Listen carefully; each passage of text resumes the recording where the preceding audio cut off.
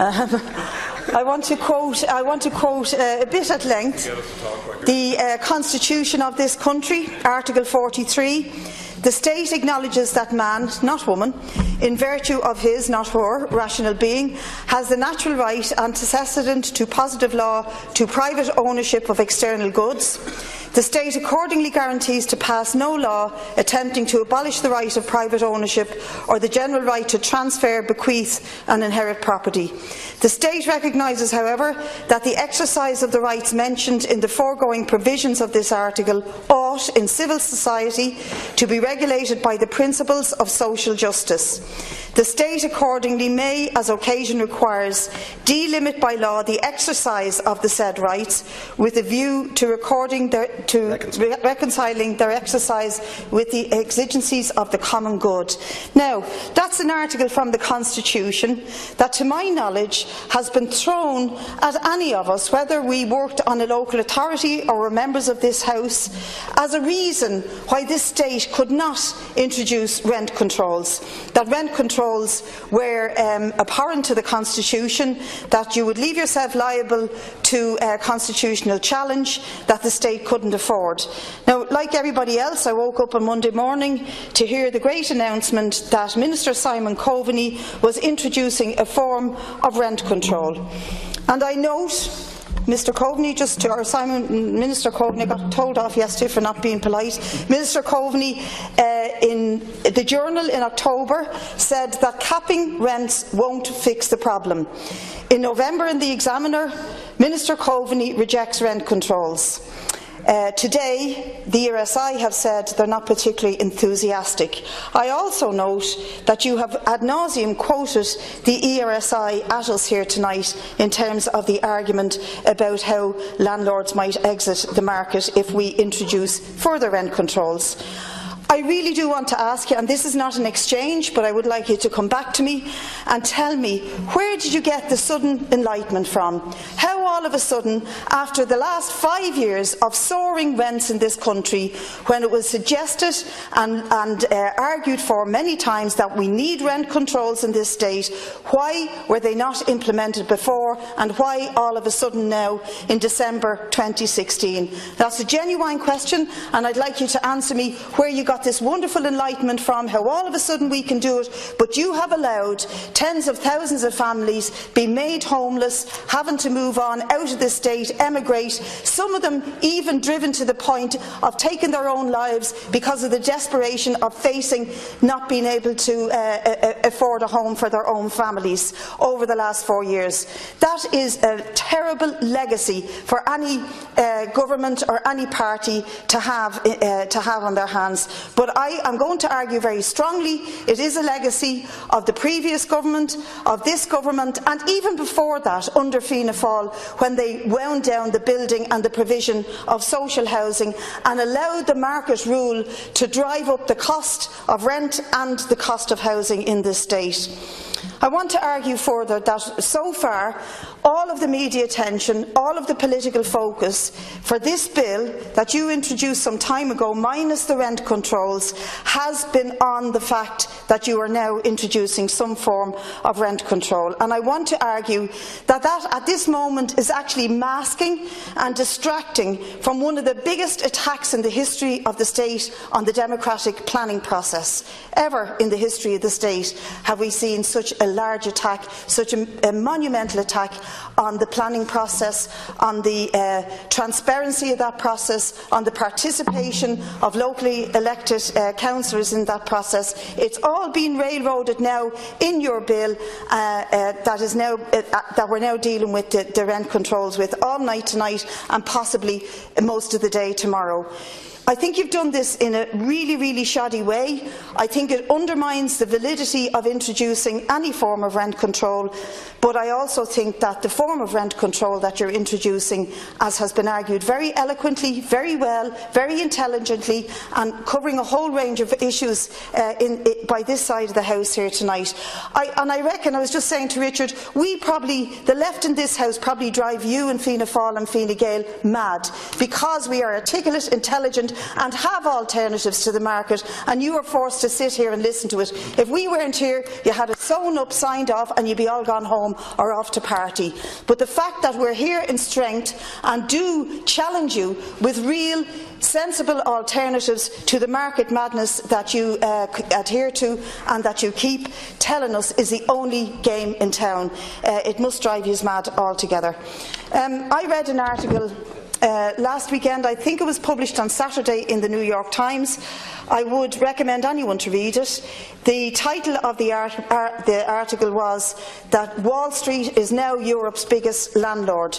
And in the article they set out to show how the biggest companies, the biggest players in Wall Street, Goldman Sachs, Cerebus, Lone Star, Hibernia, have bought up 80% of the distressed properties right throughout Europe, and quite a chunk of them has been bought in Ireland.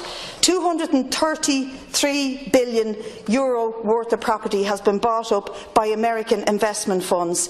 Not only that, they have come into states like here, particularly here, but also in Spain, where they've been given tax breaks, a series of loopholes and scams that allow them to enhance their profits even further. Taxes that we have allowed them away with, that we have repeatedly argued, had they been collected, could have actually helped to build the stock of social housing that is so badly needed in this country. And just to look at who is involved in that in the market in this country, Iris REITs now own 2,500 apartments. Green REITs have dividends of up to 188% and a net profit of 145 million in this country. And now we find that Kennedy Wilson are buying up a huge range of apartments across the city. And we're also finding, interestingly enough, that the other measures we will come to tomorrow, which has thrown the whole 9 yards open for the developers to do Lána Bhaile what they like with planning and with building and with development, and are getting land for free, are getting services supplied for free. There's some very interesting characters coming in on the Act, and he who shall not be named, who said Dennis O'Brien? Somebody said Dennis O'Brien there. He who shall not be named is actually in on the Act in Dublin 8 in a major development that's been proposed. So very clearly we are opening it up for the rich to get richer at the expense of the vast majority of ordinary people in this country who are really suffering as a result. Now, it's very interesting to kind of sit here and watch the behaviour of the other side of the House. And it just so happens that two ministers are called Simon. And I wonder, do the two Simons ever talk to each other? Because while one Simon is actually creating a situation where people will still not be able to afford the rents, the other Simon is trying to deal with a trolley crisis that saw 540 patients lying on trolleys last weekend. And the reason they're lying on trolleys is the reason why 90% of nurses voted today to go on strike.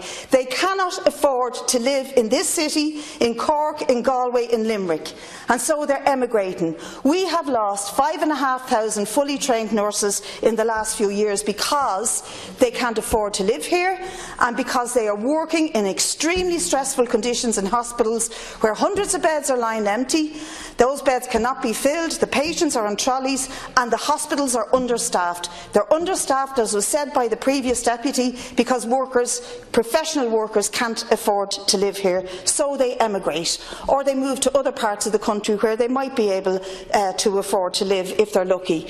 So you need to talk to each other, because in trying to solve one crisis, you're creating another. And if you don't talk to each other, then all the dots are not joined, and we're not going to get a resolution of either problem. I just want to say that I noted before you developed this bill on how to lessen planning and sort of make it softy for the developers and the builders in this country, you had about 60 odd, or at least your government has 60 odd meetings with vulture funds in the sale of NAMA properties. You're very strongly lobbied by the developers, that's no secret. And I think really what needs to happen very soon in this country is you need to be lobbied very strongly by the hundreds of thousands of people who lobbied this government and this House over the questions of water charges. Hundreds of thousands of people forced this government into a compromise, a major U-turn on water charges, and we need to force them to do the same on the question of rents, on evictions, on homelessness. In the bill, we have a proposal, an amendment, which looks at the rent pressure zones and makes an argument where we propose that not only should the PRTB, or the RTB as it's now called, have a say over the proposal of identifying those pressure zones, but so too should members of this House, and so too should the local authorities. And the decisions that the criteria for deciding what the pressure zones are shouldn't be just looking at the price of rent or the cost of rent. It needs to include not just the market, but things like wage levels, homelessness, affordability. All of these factors are in our amendment to be added to how you decide what a rent pressure zone looks like. And I'll just finish by saying that it's a crisis and we need to sort it out. But clearly, if we pass this proposal, the proposal of the Fianna Fail, Fine Gael-led government, I don't see why the two of you aren't in coalition. It's just a kind of a drama that you go on with all the time, but you actually agree with each other and represent the same class of people in this country. You're doing the same things that were done before that led this country into an economic crash, into a property crash, and into a disastrous situation where we bailed out those same developers and builders who are now re-emerging. The likes of Mr McNamara, etc., are now re-emerging as main players on the market.